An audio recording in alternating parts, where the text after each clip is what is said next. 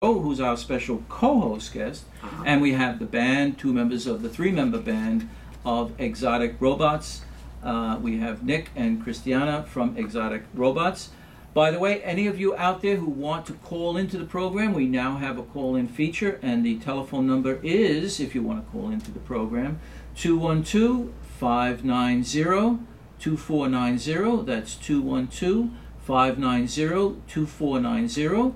And I'd also like to mention that Cristina Cho has a website, which is Cristina-Cho.com, and the spelling is www.Cristina-Cho.com. I got that right, Cristina-Cho.com. And we want to say hello to some very special people out there, and we'll start with Alan Gordon, who is the acting instructor and the owner of AlanGordonStudio.com, AlanGordonStudio.com. We want to say hello to Amy Duggar out there. She's on vacation in South Carolina. Hello, Amy. Hi, Amy. I miss you. She'll be back. We also want to say hello to my good friend Oleg Frisch, Russian-American media personality who had a great performance last week at the Metropolitan Room, and a new media personality to City World Radio, Yesenia Saenko, Russian-American. She will be on my program on August 12th, and we'll be talking about the similarities between broadcasting to a Russian-American audience and an American audience. She's just a wonderful personality. I'd also like to say hello to John Russo, who owns the Caratino Market. It's an Italian market in Grand Rapids, Michigan. He's been a great follower of mine, and I of him. I'd like to say hello to Robin Payne, actress and performer. Robin is a former guest on the Bill Russo Show, and her good friend and former guest Ingrid Saxon, who was on my program about a month ago. She is a vocal coach and actress and just a great personality. Hi, Robin. Cristina. Hi, Robin. We're friends of, we're active friends of Robin's too. We love her. Oh, that's great. There's always so many interwoven connections between people. And one of the connections that I want to make at this point is to a cause. I am the founder of a blood drive, which is known as the San Gennaro Feast Blood Drive. It takes place in the Little Italy of Manhattan.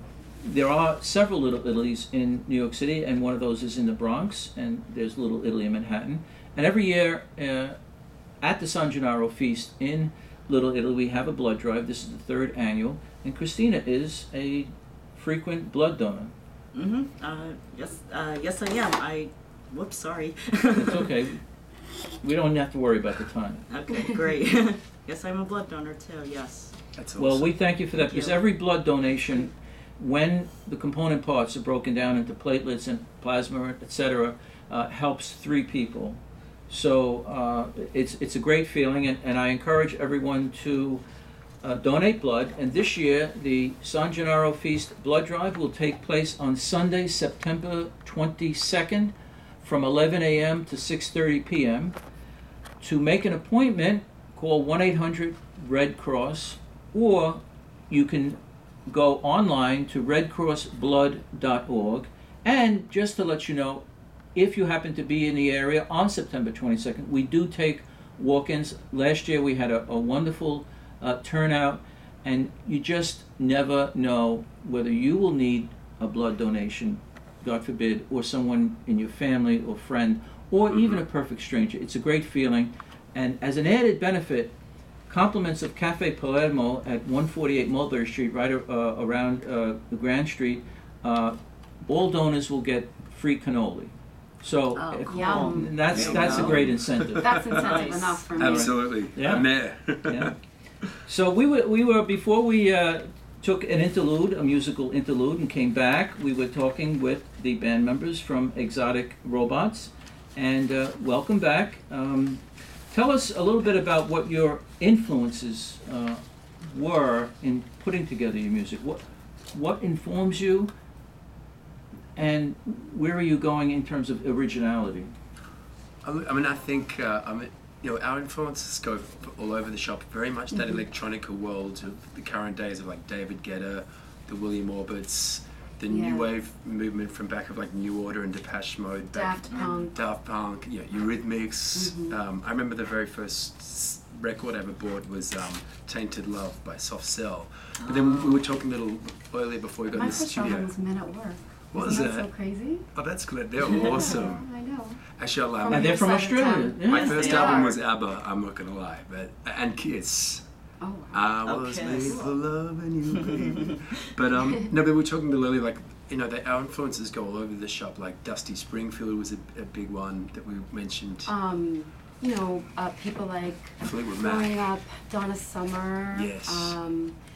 Diana Ross. Like my parents played a lot of that type of thing. Motown, Michael Jackson, huge influence on me. Madonna. Absolutely. Even that whole disco era, like Boney M.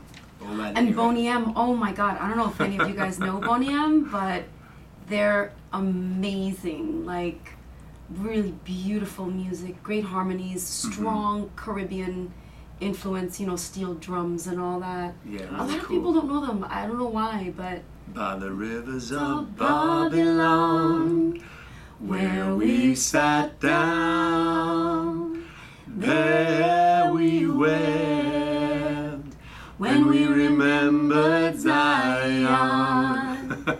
Nice. yeah, really, That kind really of good music. Fantastic. You know, the range and originality and the musical knowledge that you bring here, and of course Phil, who's in Hawaii, your other band member, reminds me very much of some great groups, including the Beatles, who Wow. in over the course of time employed almost every type of musical genre and invented their own genres. And as well, they incorporated many different instruments into their music and cultural influences. And one of those was Ravi Shankar in India, Yeah. who they studied with. So I commend you for that. I noticed, Nick, in a previous interview, you cited as some of your influences, and this Amy Duggar should appreciate this. One of your influences was John Denver.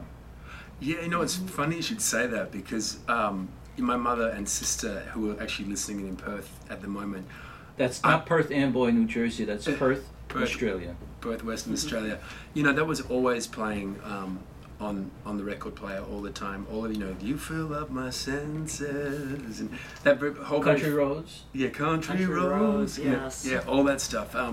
But just that, there's something very authentic about him.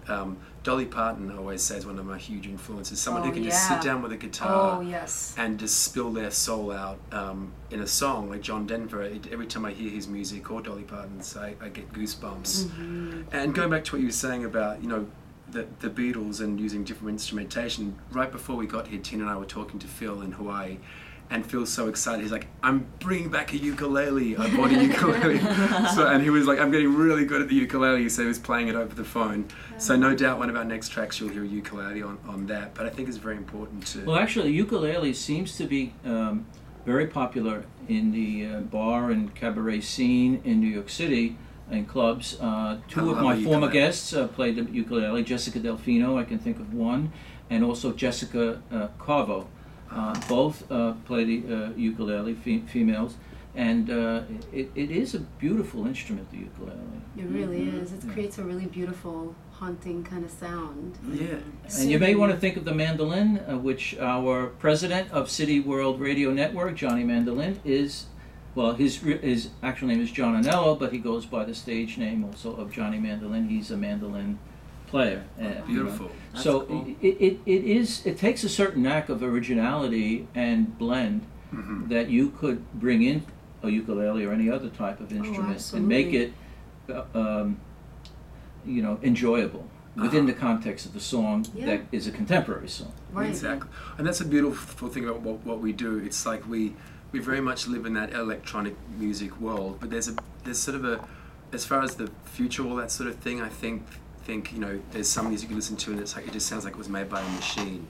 And I think you've got to use all that technology to your advantage, where you're blending it with beautiful live instruments, Yeah, traditional live instruments drums, like congas congas and djembes. I'm a